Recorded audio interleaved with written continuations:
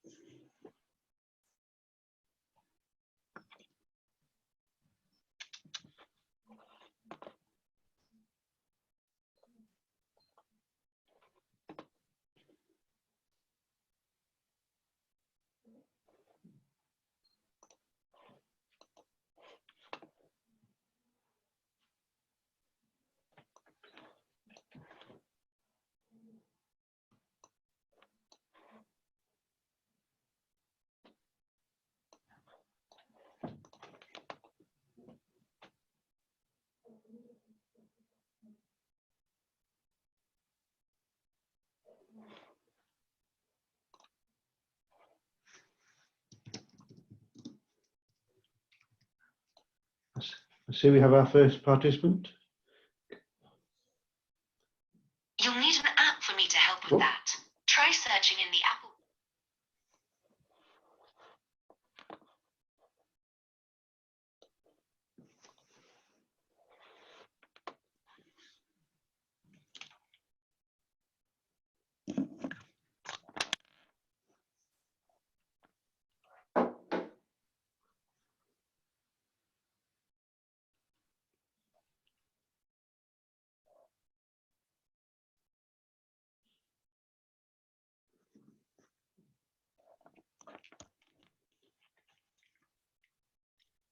Good morning, everybody. I hope you can hear me. I guess more of you are joining into the right now, but I believe all the conversations are muted at the moment, so we can't hear anybody else. If you have any questions, please do use the Q&A buttons at the bottom of the screen, and what we'll do is we'll look at those questions as we go along and either answer them at the end or answer them as they come in. So we're just waiting for, we'll just give it a couple of more minutes and just let everyone join in.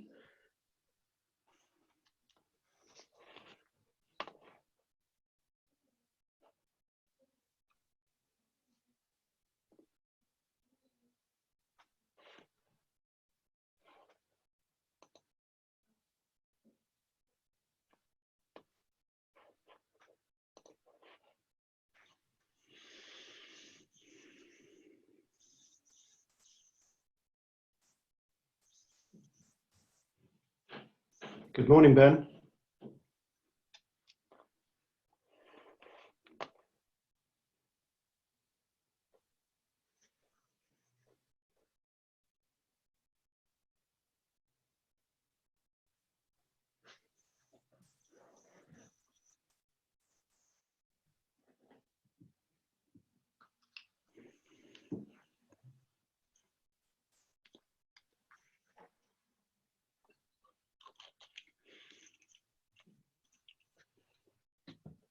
Morning, everybody. My name's Nigel Hedges. I work for Fluke Networks, and I will be your host this morning together with my colleague Jatinder Kam. Jatinder is going to be monitoring the questions. Hopefully he'll know as many of the answers as I do, and we'll do our best to get through this. Format of today is, as I like to do them, a minimum number of PowerPoint slides and then some live capability demonstration using a Fluke Networks OptiFibre Pro OTDR. Hopefully I will entertain you. Hopefully I will keep you engaged for the next 45 minutes or so. Promises to be a reasonably entertaining environment, I hope. Right, so shall we get started? Topic today, OTDR basics. Sometimes a little bit scary to talk about the basics of an OTDR, considering that they are complicated, sophisticated pieces of test equipment, but let's do our best. Providing a starting point for where we are, I'm certain that most people will have noticed that over the last 4 or 5 years, loss budgets have been getting tighter and tighter. The result from a testing point of view is that there is a need for reduced uncertainty, for increased reliability in the testing measurement and procedure. And the net result is that Fluke Networks came up with these 6 steps of the correct fiber certification process. Now, we've covered some of these steps already, but step 1, know what we're testing, create a project file. Step 2, always cleaning and inspection, or inspection and cleaning of the fiber end faces. Step 3 are the basic tests. Those are defined by our industry standards. Basic tests are light source and power meter, or optical loss and length measurements. In the event that those basic tests don't pass, then we need to troubleshoot, and it's at that point that the OTDR becomes important. Step 4, OTDR certification. Step 5, end face grading. That's the as left condition of the end faces before we depart site. 6, the all important documentation, which kind of drives our industry. It's what gets us paid in a lot of instances, and providing accurate and valid documentation is important. So if we consider that troubleshooting and extended testing are the areas where the OTDR really comes into its own, then those are the 2 sections where I'm going to focus my activity once I have explained very briefly what we think about when we think about OTDRs. So I guess a lot of people will be familiar with the heartbeat pattern that you see on the right here. The trick with those always is being able to interpret them. But OTDRs, broadly speaking, let's simplify this. OTDRs use pulsed modulated light at specific wavelengths to measure fiber length and distance to each event. And OTDRs are very, very good at measuring length. They work at the speed of light, not in a vacuum, but speed of light in glass. And as a result, they require some help, but equally they are very good at measuring length. They also indicate power loss, and generically OTDRs are average at power loss indication, just the same as they indicate reflectance loss. They're rather better at reflectance, but if you were looking for a pure power loss measurement, then I would use a light source and power meter before I would rely entirely on an OTDR. OTDRs are not all equal. Some OTDRs are designed specifically for long-range telecoms work. Some are short-range high-resolution units, like the Fluke Networks OTDRs. We have essentially 2 OTDRs in our range, one of them designed specifically for premises networks, and the other one designed more for passive optical networking. I'm not going to cover passive optical networking today. I'm always a little cautious when people talk about general purpose OTDRs, because in my experience, general purpose OTDRs tend to fulfill neither range. But an appropriate OTDR for the job that you're doing is obviously something which is key.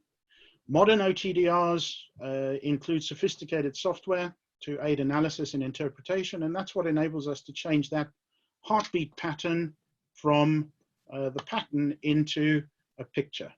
And I think it's probably fair to say that Fluke Networks led the market with pictorialization or event mapping of our trace, converted into something which we could share with clients, and the client, rather than nodding wisely and having no idea what he was looking at, can actually understand what the picture is telling him.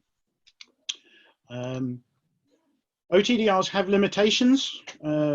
Let's be realistic here. Every OTDR, irrespective whose it is, has two different dead zones. Those are blind spots. One of them is called the event dead zone. That is an area after an event, or a length after an event, during which the OTDR is blind. It is unable to see another event closely following behind the first event. The second type of dead zone is called a measurement dead zone, and that is where the OTDR may see the second event or subsequent events, but it is not able to measure the performance of those events. And depending on your OTDR, depending on its intended purpose, those event and measurement dead zones can vary very widely indeed. Dynamic range used to be everybody's favorite question when it came to OTDRs. Frankly, dynamic range needs to be appropriate for the intended use. There is no point in having excessive dynamic range. You will not enjoy any additional benefit if it's not appropriate for your application. And last but not least, OTDRs work best when launch and receive or tail fibers are used. We'll come on to this in a little bit, but this is absolutely key. And equally, all end faces must be clean prior to connecting the OTDR. That means the end faces on the OTDR, the end faces on the launch and receive fibers, and the end faces on the installation. Cleanliness next to godliness. So we're always talking about inspection and cleaning. It's absolutely key to getting good test results out. This is one of my favorite slides. I know it's old, my apologies, but it still holds true. Connector A is a beautifully clean connector, looks like a wheel on a beach without any seaweed or anything else surrounding it. Nice clean connector. Connector B is one which I cleaned on the front of my shirt, so it is somewhat smeared and somewhat contaminated. And if I plug those two together, given that all of our current connectors in our industry are PC, that's physical contact connectors, when I plug those two together, what do I get? I get contamination on connector A transferred from connector B, and in this particular case it produces a classic contamination ring, which is one of the great joys of demonstrating end face contamination, is that we can repeat that day in, day out in a really easy way. So shirts are not good for end face cleaning. Proper cleaning materials are essential, and proper cleaning practice is also key. Together with cleaning, also please inspection, because inspection will confirm that the end face is clean and undamaged. As far as testing is concerned, we need to bear in mind that we need to clean the launch fiber ends before every test insertion, without exception, please. So, moving swiftly onwards. How am I doing? Good. When we talk about troubleshooting with an OTDR, the options are, if you don't have an OTDR, you can use a bright light or a visible light source to shine down the fiber. If you're fortunate and the failure point is at a connector, you may get a glowing connector, which is always a nice indication that there is something wrong with the fiber inside the connector. Your options, though, are to inspect and clean the connectors and then replace the link or re-terminate it. If you have an OTDR, then you get to have intelligent pictures that show you with a degree of precision where the issue potentially is. Got another picture here, which is the same fiber in the opposite direction. And at this point, we need to clarify a fail in one direction does not necessarily mean that that is the only issue on the fiber. And when a fiber fails in one direction and passes in another, we need to think about the bidirectional average. That's why we use launch and tail fibers, because of the bidirectional average. Now, my intent, as I said when I started out, is to give you a short presentation with PowerPoint and then show you stuff live. So I'm not going to cover too much more on troubleshooting because we can do it live. I would like to point out these days OTDRs are not only for experts, although looking at the image display on the right hand side, it's a heartbeat as always. I'll draw your attention to the fact that we have both a launch fiber on the left hand side and a tail fiber on the right hand side, with the round yellow beacon showing the beginning of the installation and the dotted orange line showing the end of the installation. That means that we are able to measure both connections, the near and the far end. So bidirectional testing is going to be key. Link limits are things that we apply. That's how we get the pass-fail criteria. We select a limit that suits us. In a lot of cases, we select a limit which answers the question that we need to know about a particular fiber link. We need to know what is this fiber going to achieve, or what do we want it to be used for. So do we want to use it for 10 gigabit Ethernet, for instance? If we want to use it for 10 gigabit Ethernet, what test standard do we need to apply? Well, we could start with 10 gigabit Ethernet, or we could apply one of the installation standards like the ISO or the TIA standard. With a bit of luck, modern OTDRs will demystify the presentation of results. So we will take that, beautiful trace and we can convert it into a table of events, or we can convert it into the event map, which we saw previously.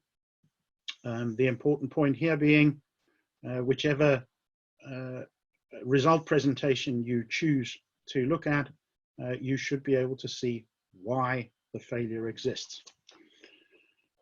So after troubleshooting, we need to think a little bit about certification, because certification is the other purpose for which OTDRs can be deployed. We need to bear in mind that the OTDR only appears certainly in the installation standards, the 568 standard and the ISO 11801 or 14763-3 as it is today standard. OTDRs only exist in the extended test regime. We are not standards-wise encouraged to use the OTDR as a solo certification tool. I'll highlight the bit that's important on the slide here. Extended test regime supplements the basic test regime. So the requirement of tier 2 or extended testing is that first we do the optical loss testing, optical loss test system testing, which is required by tier 1, which is where we get the best accuracy for loss measurement. And then the OTDR adds additional data about the link under test, but you are not encouraged to use the OTDR in a standards compliant way anyway. You're not encouraged to use the OTDR in isolation. It's an additional data deliverer for the link under test. So what does the OTDR offer us in certification terms? Well, it enables us to identify, locate, and if we can, eliminate unnecessary bottlenecks. So we can identify dirty, poorly terminated or incorrectly connected terminations or connections. We can identify sources of reflectance or loss, and we can identify where they are. We can increase the performance margin. And it enables us to document the state of the installation. This is particularly important where customers have security concerns. They would prefer to see an OTDR trace so that they can identify exactly where the connectors are in each link. Whatever we're doing from a certification point of view, bidirectional testing and averaging is essential. There is no validity to a single direction OTDR trace from a standards point of view. And certainly we're aware that it's quite possible to get a pass in one direction, fail in another, and we need to move on from there. So when it comes to certification testing, there is always the question of, how much time is it going to take and how difficult is it going to be? And I'm pleased to say that we really do advocate the use of a smart loop. Now, smart loop testing is where we test a transmit and a receive fiber, so a TX-RX pair simultaneously. We avoid the errors because the smart loop test, as set up in our OptiFiber Pro, automatically requires us to test with launch and tail fibers in both directions, and it encourages us to handle the launch and tail fibers correctly. There's always a good question that goes with this, which is, if you are using a launch and a tail fiber, when you carry the OTDR from one end of the link to the other, do you take your launch fiber with you? Because correctly, you shouldn't. You should leave the launch and tail fibers behind. Avoid adapting your launch fibers with hybrid cords on the end. It's very bad practice. It's extremely ugly, and it reduces the likelihood of you getting a quality result. As I said, smart loop testing, or the smart loop concept, forces the user to perform the test correctly, and it will reduce testing time by 50%. And if you are forced to operate alone, then my recommendation is that you have 2 or 3 or 4 remote loops, which you'll see in a second, and you run down the far end of your installation, install them, and then come back, and you're able to test multiple pairs before you have to go down and move the cords around. So this is the concept of smart loop testing. Phase 1 is that we test through the launch fiber, into the installation, through the transmit fiber, through the far end, into a second smart loop fiber, which is another launch fiber, into the receive fiber, back down the receive fiber, and into the tail. That's the first half, or phase 1 of the test. Phase 2 of the test, we disconnect the OTDR from the launch fiber, we connect it to the tail fiber, which now becomes the launch, and we test the other way, through the receive fiber, back through the loop fiber, and back through the transmit fiber and into the tail. That gives us a bidirectional test of 2 fibers in both directions, both wavelengths, in about 30 seconds. That means we have covered the use of launch and tail. It means we have bidirectional test averages, which are what are required by the installation standards, and we have valid tests in both directions for both fibers separately. The bidirectional average means that any potential failures at first connectors, which are most commonly due to connector condition or a slight change in the index of refraction as we go from the launch fiber into the installation fiber, which is very difficult to deal with. But bidirectional averaging means that those type of small issues, such as this one and that one, can be averaged out by averaging in 2 directions. We get to remove the potential error, and we get clean passes in both directions, which is exactly what we want to achieve. Obviously, in the event that there is a true failure in the installation, then that will still show as a fail, even with the bidirectional average. So, moving swiftly on, I'm now going to switch over to live testing. I'm going to, what am I going to do?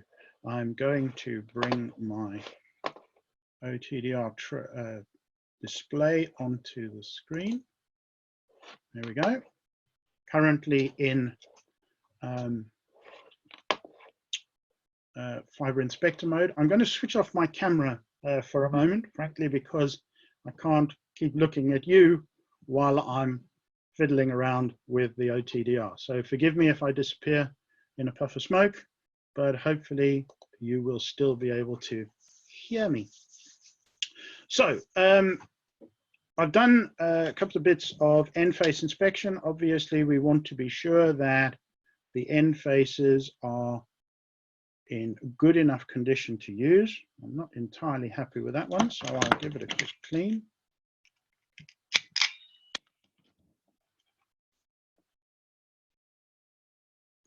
It's a bit better. Notice I do have a couple of small scratches on the outer edge, right-hand side of my screen.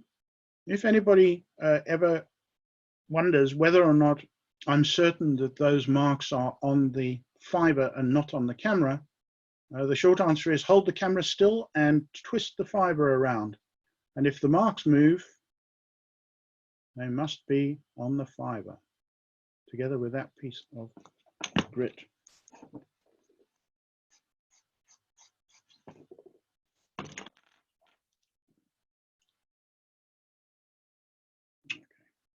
So I'll put the cover back on that one because we're ready to move on. So we're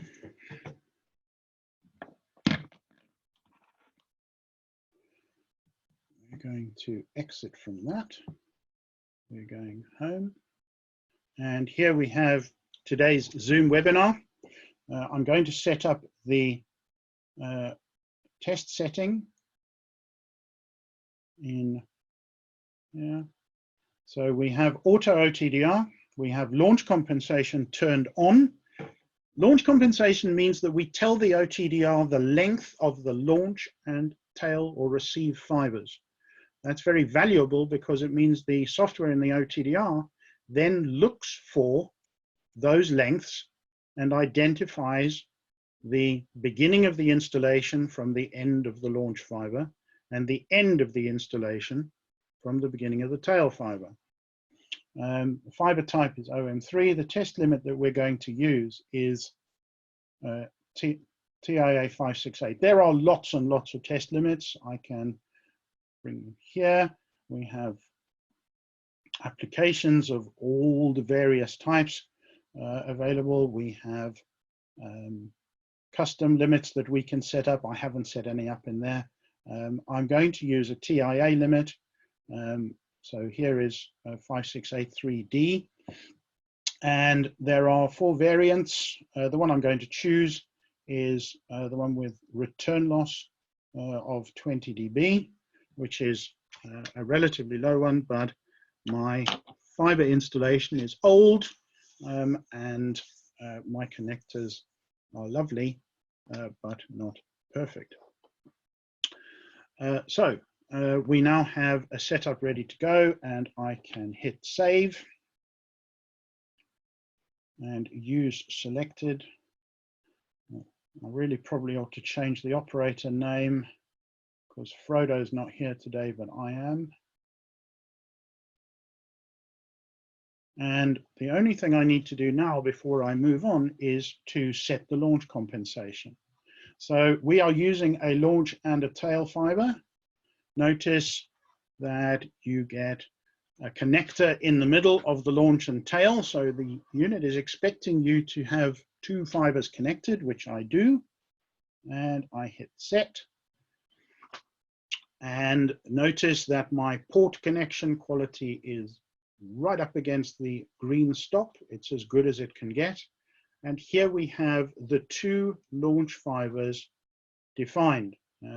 Looking from the bottom of the list upwards, at the OTDR port, we have a launch fiber of 107 odd meters. Then we have the join between the 2, which is now the 0 meter mark, and the tail fiber is 106.5 meters beyond that. So I hit save, and OK, and I am now ready to go test something exciting. So I will disconnect this and this.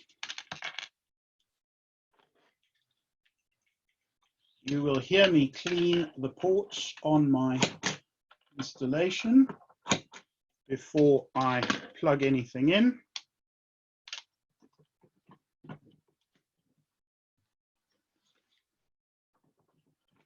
Plug in my launch and my tail fibers. This is a troubleshooting exercise, so I press test. Once again, my port quality is good.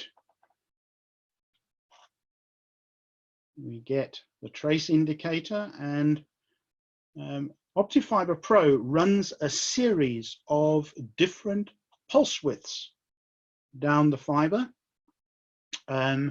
so that we get maximum detail out of the image. Obviously, the smaller the pulse width you use, the less range it has, but the smaller the pulse width you use, the better recognition you get on screen. Now, scroll this up a little bit. The OTDR is at the bottom of this picture, and the gray colored cord is the launch fiber. That's the 107 meters. And then we have various connected and patched links disappearing up the length of the fiber until we get the tail, which is also gray at the far end. You'll note that we have identified end 1 and end 2, and this is the end 1 result.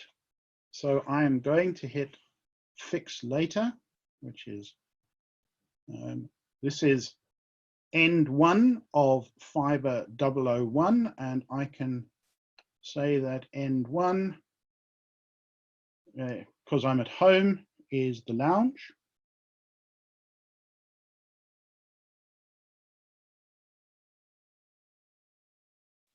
Ooh, not lunge.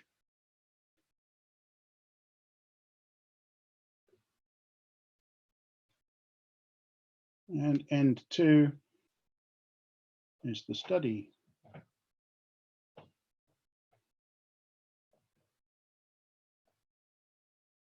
I can spell honest.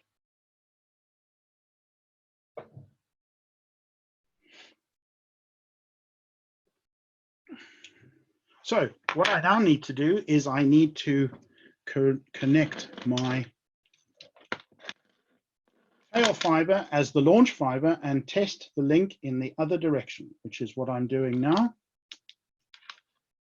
I have nice clean launch and tail fibers,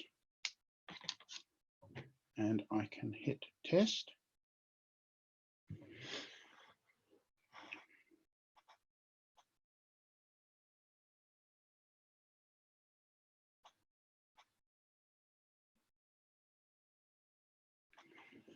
And I hit fix later, and we call this end 2, and the fiber is 001.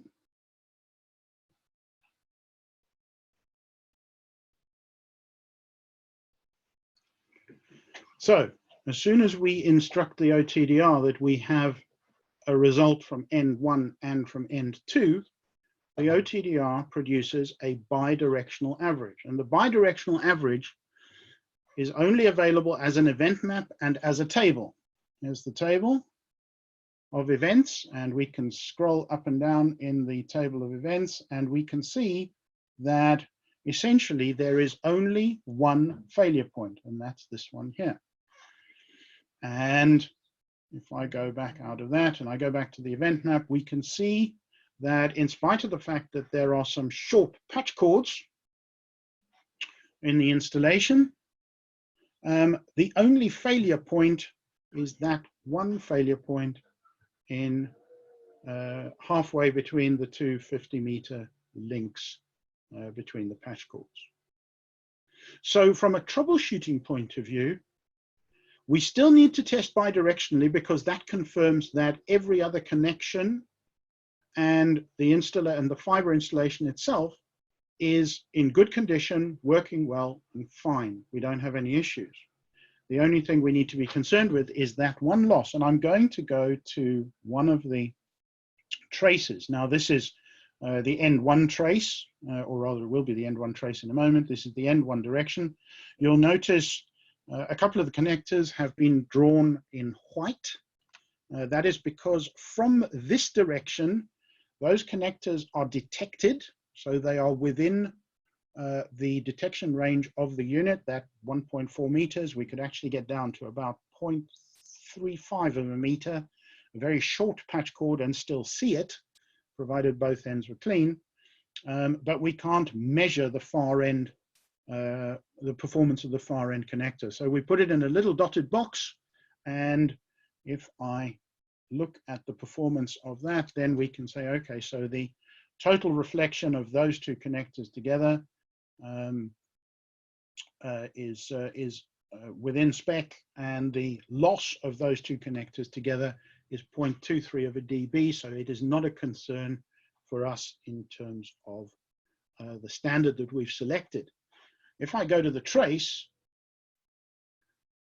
we can, if I go to the trace, back to the event map for a second, fail point, go to the trace, you'll notice that the beacon, the big orange circle, is sitting squarely over the point where the failure is. And I can now zoom by using my advanced iPad zooming skills. I can zoom on the image so that I can see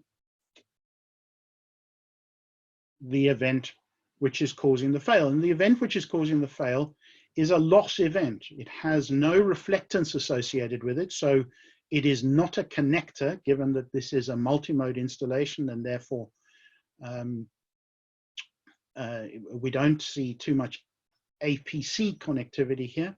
This is a loss event. It is 105.4 meters from the beginning of the installation.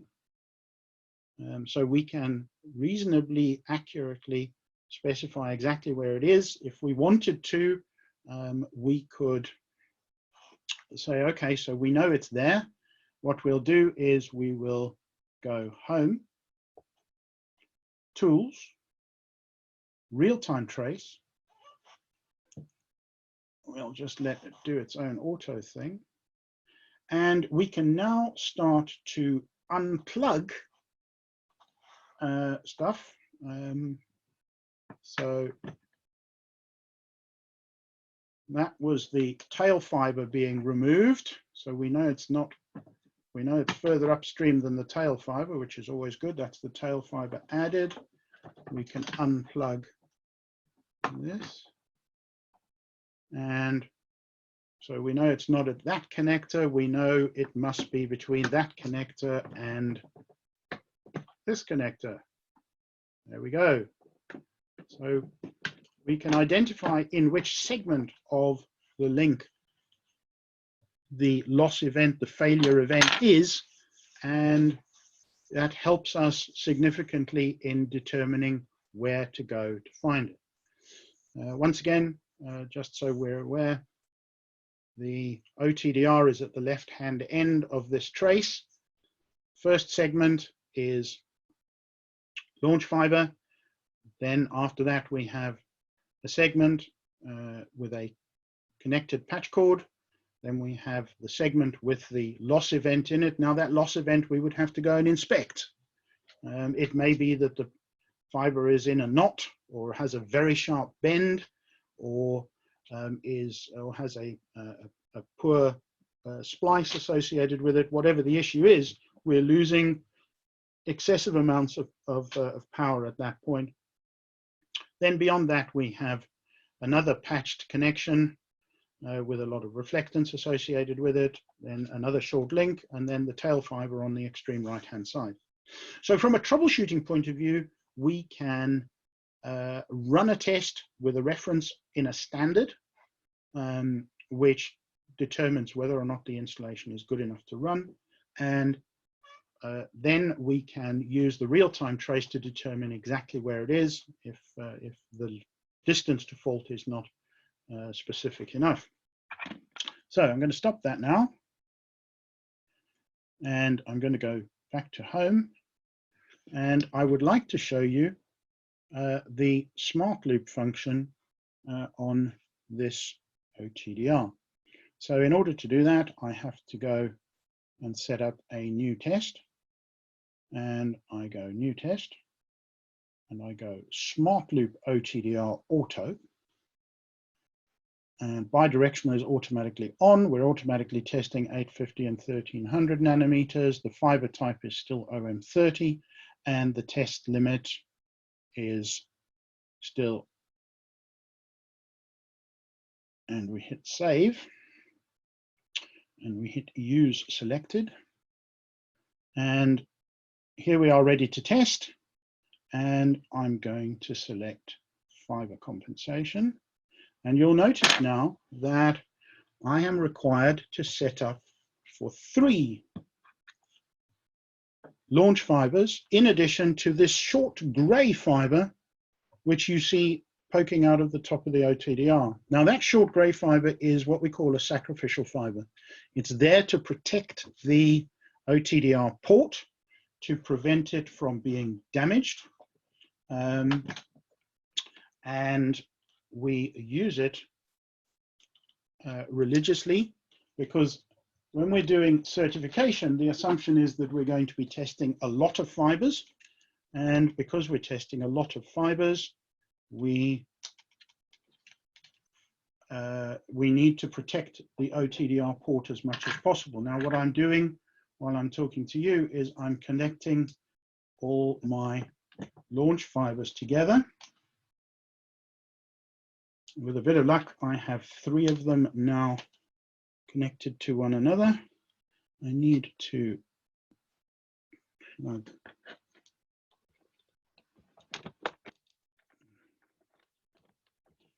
plug this one in over here. There we go. And set. Once again, launch compensation takes a little while. And now you see that we have 3 lengths in total. So we have 107 meters to the launch event and 104 meters to the tail, and then 215 meters from the launch event to the far end. So I can hit save. And we've got here now the launch chord is 107 meters, the smart loop chord is 104.8, and the tail chord is 106. And I can hit OK. And I now need to plug my cords into my link under test. Now, my link under test is a very simple transmit receive pair, 50 odd meters long, and I'm plugging my smart loop fiber in at the far end, and I'm plugging my launch fibers in at the near end because I'm not wanting to walk too much forwards and backwards. And I've cleaned all those ends, and having plugged everything in, I can now hit test. And for 10 seconds or so,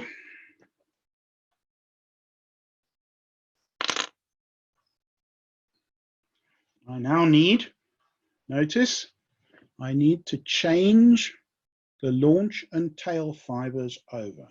So there is the tail fiber. And I need to change them over at the end of the sacrificial cord. And I do that and I hit done.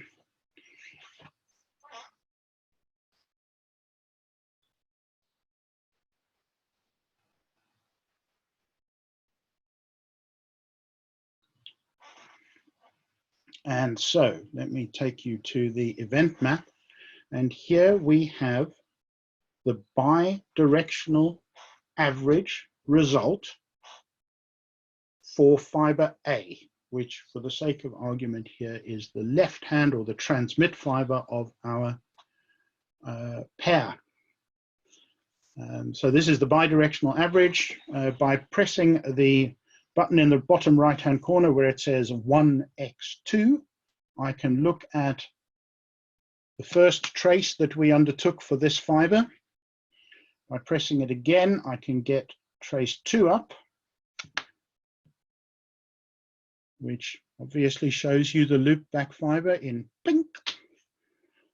And equally, I can go back to the bidirectional average, and I can also inspect the receive fiber, which is fiber B in this case, and I have direction 1.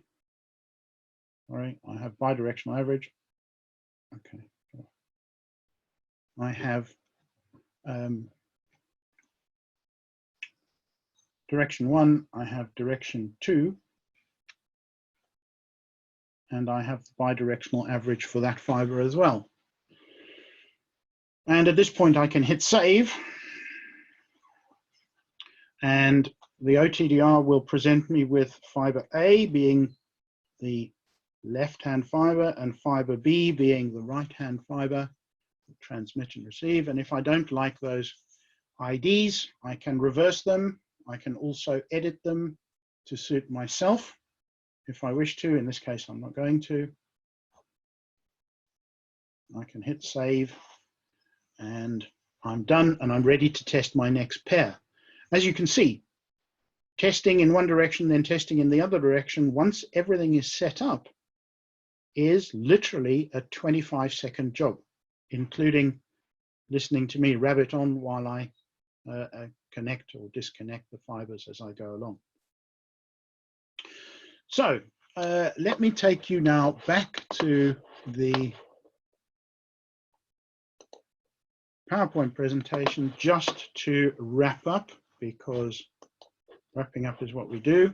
The next step, which I'm sorry we don't necessarily have time to do today, would be grading and documentation of the end faces of the fiber. Now, grading, you can opt to use the IEC 61300-335 internationally recognized standard for cleanliness and end face condition. It's a tough standard to pass. My understanding is that it was written with the intent at the time of ensuring that fibers would support 10 gigabit and 40 gigabit Ethernet. It's a tough standard to pass. It can take a lot of time to get your end faces perfect enough. But I think the important thing here is that we need to include in our test results end face images that are date and time stamped after the testing was completed. So we are providing our client, or we are taking for our own protection, images of the end faces of the fiber as they are when we left them before we put the caps on. So we do the grading and documentation. We upload our test results from the OTDR and the fiber inspector, which in this case is one and the same tool. We have the option of upgrading them to our cloud account, Linkware Live, which also enables our project managers to review progress and data on any mobile phone or tablet that they like.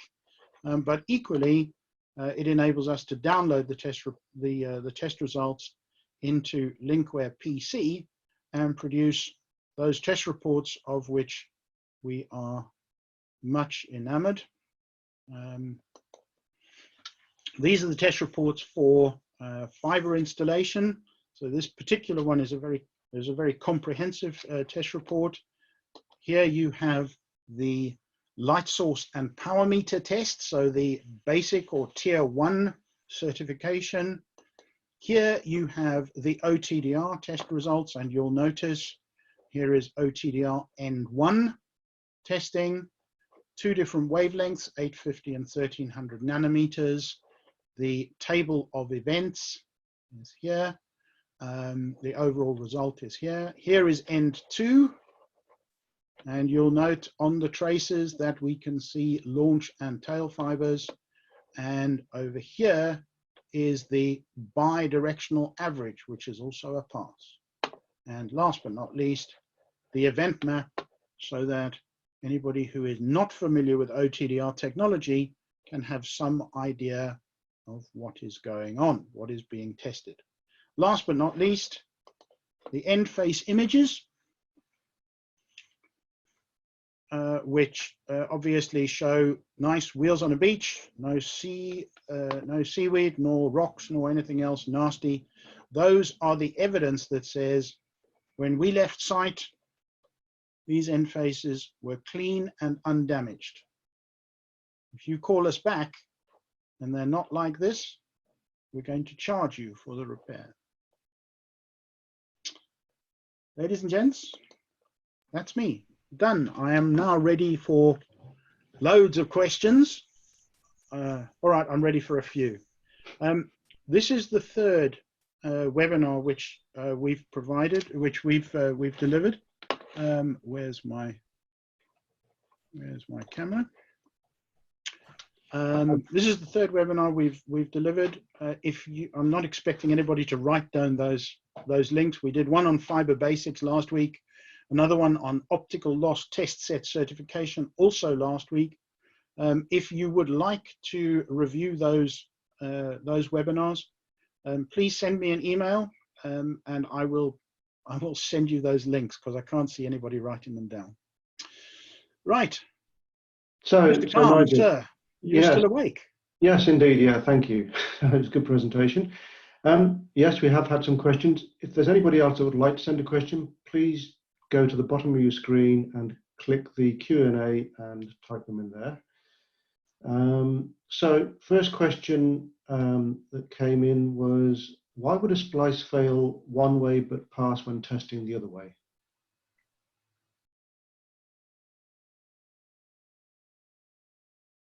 Why would a splice fail one way but pass when testing the other way?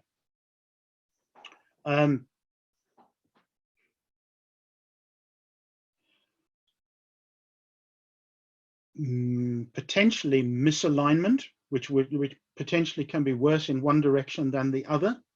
And dare I mention the possibility that if it's a pigtail splice, that the pigtail is a different performing fiber type to the installation. It's not impossible to have failures out of that. I'm always fascinated by splices, particularly. Alignment is always key to getting a good performance out of a splice. So those would be my short answers. Not necessarily all the answers, and certainly it'd be worth looking at results to see what specifically is happening. Okay, thank you. So next question is telecoms related slightly, but I've been to a few sites where customers have asked us to move an incoming fiber line installed by a telecom contractor. How do they get a test done? That's a very good question. And the short answer is that in my limited experience of telecoms providers, is that they tend to, rather than using specific test equipment, they tend to install active equipment and see whether or not it works and whether or not it delivers the required bandwidth in the first instance. In the event that it is necessary or it is required to provide a test, then the correct methodology is one of two things. It is possible to make a power measurement using a power meter on a live connection. And obviously that is usually done at the subscriber end. So you put the meter at the subscriber end and you measure the received power. Alternatively, if the fiber is not yet active, it is possible to OTDR, but usually the correct methodology there would be to OTDR from the subscriber end back towards the switch or the telecom provider cabinet. There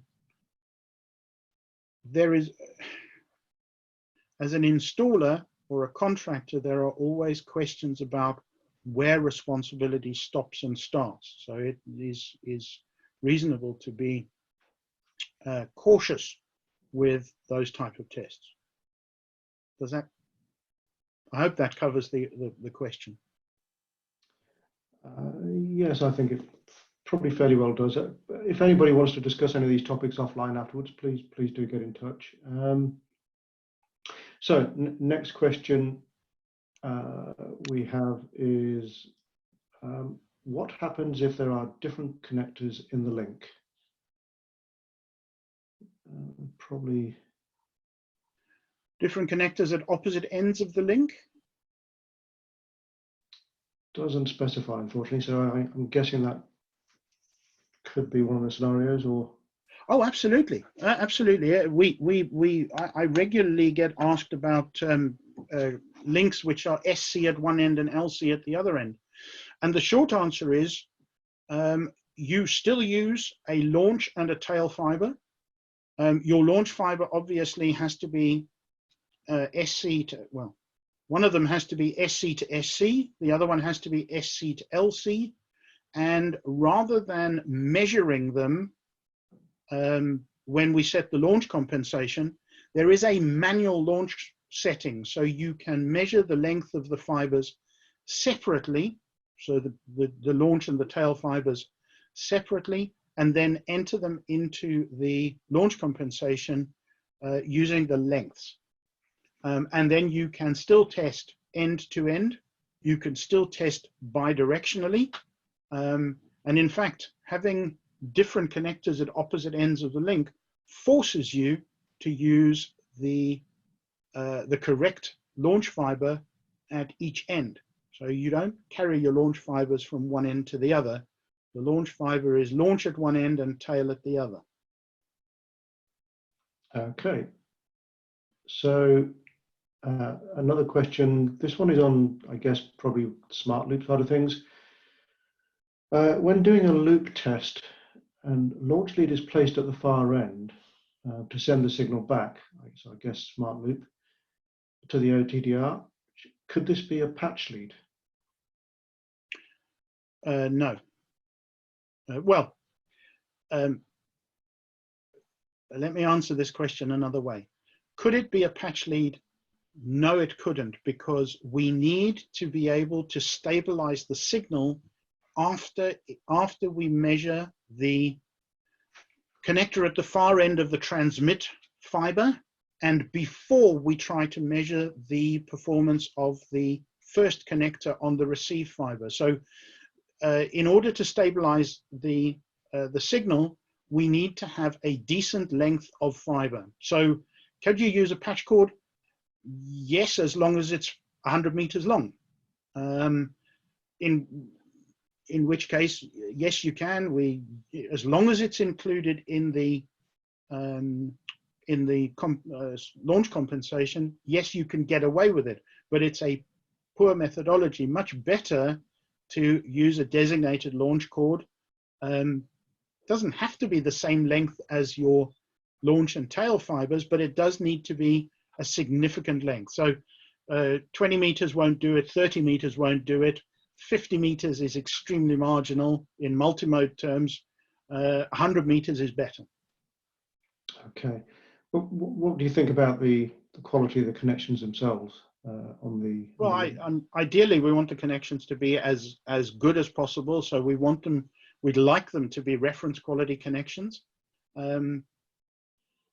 Does it have to? There is nothing that says that the smart loop fiber has to be the same length as the launch and tail fibers, but it does need to be a decent length of fiber. In an ideal world, we would like the connectors to be reference quality, just because that gives us the best possible connection. Okay, so I think you've answered the next question, which is there a minimum launch lead length? I don't know if you had any more to add on that. There's a recommended launch lead length, yes. It depends on, again, it depends on what you're doing.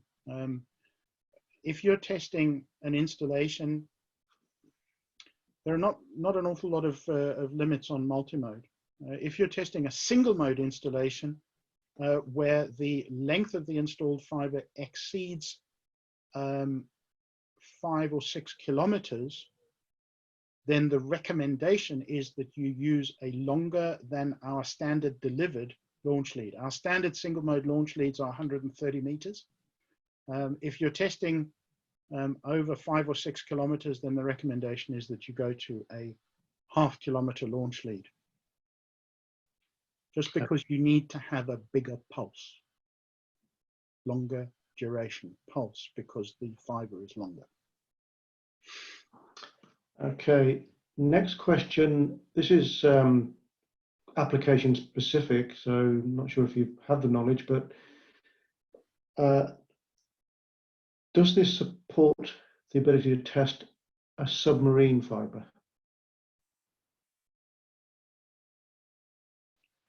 Provided that the submarine fiber, let's be really specific here.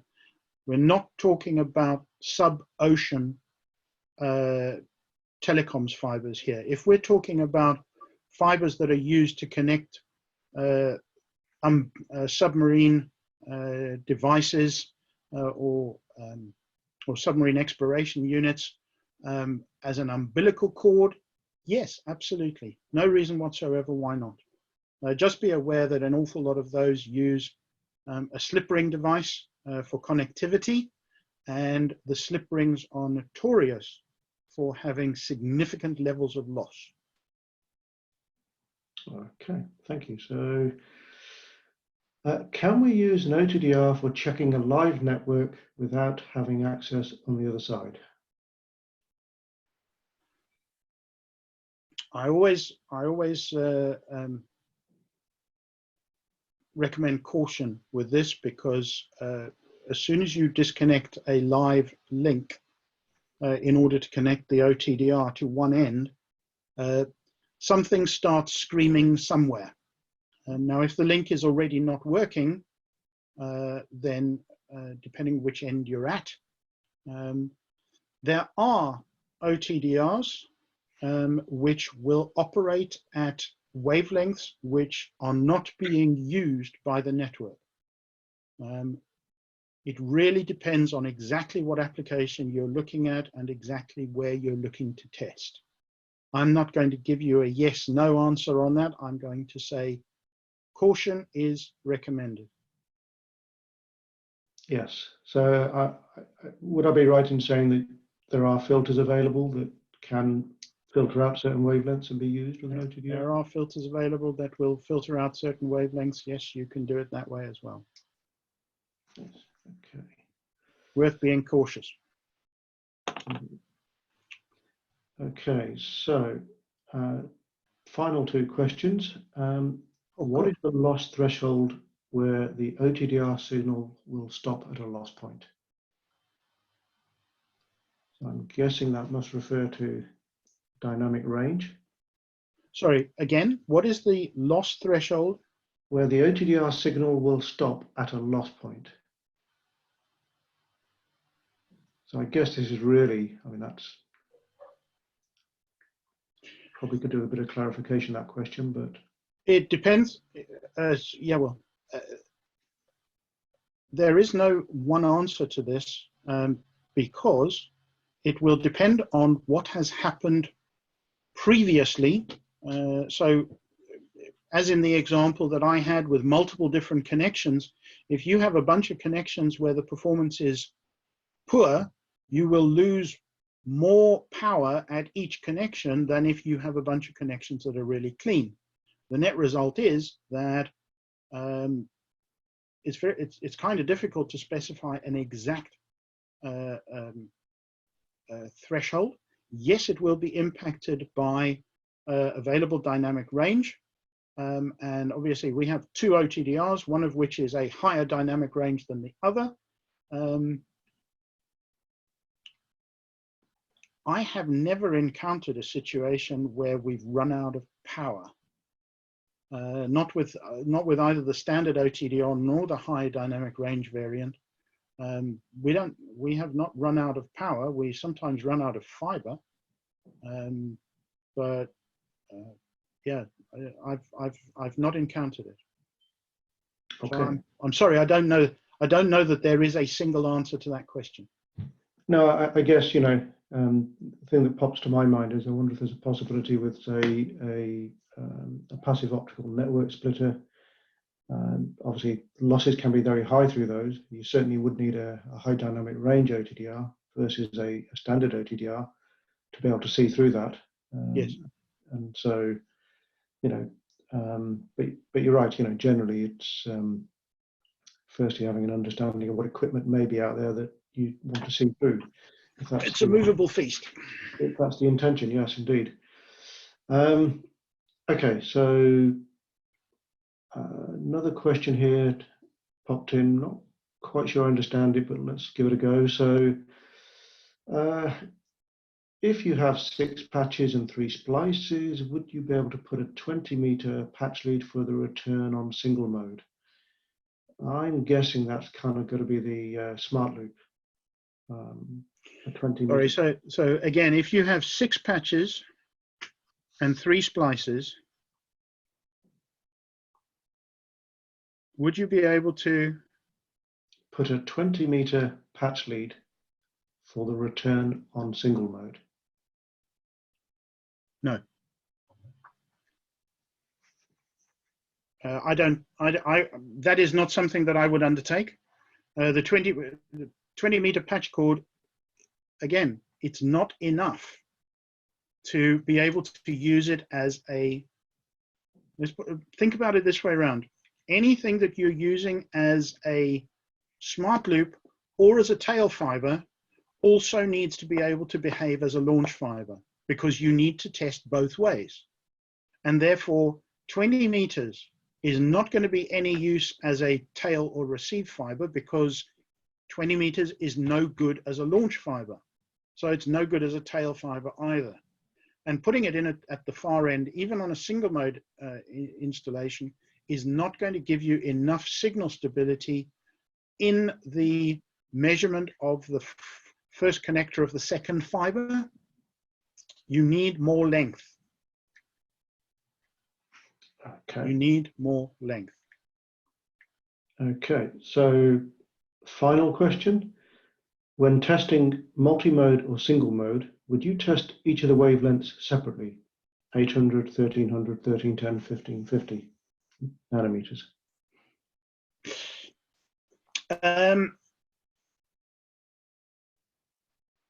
That depends on what the client or the warranty provider requires of me. So if the client is only interested in 850 nanometers, because that's the wavelength at which he transmits data, then I would only test at 850 nanometers. However, if the client specified a TIA-based test, then by definition, I'm required to test both wavelengths. Same applies to single mode. Same applies to an ISO or an IEC-based test limit. If I were testing for a specific application, so for instance, if I were testing for 10 gigabit per second Ethernet using an LRM, then I suspect that I would only test 850, well, the tester would automatically select 850 nanometers only. Any default test standard that's built into the tester typically will test both wavelengths and deliver both wavelengths as a test result. given the choice, I would always test all of them because I'm just picky like that. Yes, yeah. I think as your demonstration showed it there earlier, for probably for the most eagle-eyed of viewers, you could actually see they were in testing both wavelengths, and you could see the two wavelengths behaving slightly differently on the trace. Yeah. As you went through. And that's kind of what we'd expect. You know, we would expect that 850 would exhibit slightly higher losses than 1300. Yes, indeed. Yes. Yeah. So. Or 1310 slightly higher than 1550. And would that have any advantages, say, for macro bend detection or anything like that, testing at two wavelengths rather than a single one? Yeah. A significant difference between the two would be a good indication of an issue related to macro bends in the length of the fiber. Yes. So you could almost argue maybe that if somebody wants a particular wavelength tested, there's no harm in testing at two wavelengths, since it doesn't really decreases the test time or anything else. No, it doesn't make any difference to the test time or the reporting time or the result generation time. It's the same either way. Yes. Yeah. Lovely. And that was the last question. Oh, goody. So, well, thank you all very much indeed for participating. I thoroughly enjoyed it. I note we still have 79 excited customers or excited attendees on the line. So thank you very much indeed, everybody, for attending. Yes, yes, indeed. Yeah, and I think we had 115 at one point, so that was quite a nice audience. Yeah. Thanks, Jat. Thanks, Jat, for looking after the questions, because I must admit, I do find it quite challenging to do everything all on my own. 15 questions is good, and I thank you all very much indeed. Thank you too. I wish you all a happy day. Please, everybody, stay safe, stay healthy, do your best to stay sane, and I'll look forward to talking to you again soon. We have more webinars next week and the week after. Oh, forgot. Happy Easter. Take care. Thank you very much. Thank you. All the best. Bye-bye. Bye. Oh, you're still there. It's just you and me now. I don't know. Is it? Yeah, it is. I've stopped sharing, so it's just you and I. Or at least I think there is. It's still recording. Hold on a second. Do you want to stop cloud recording? Oh.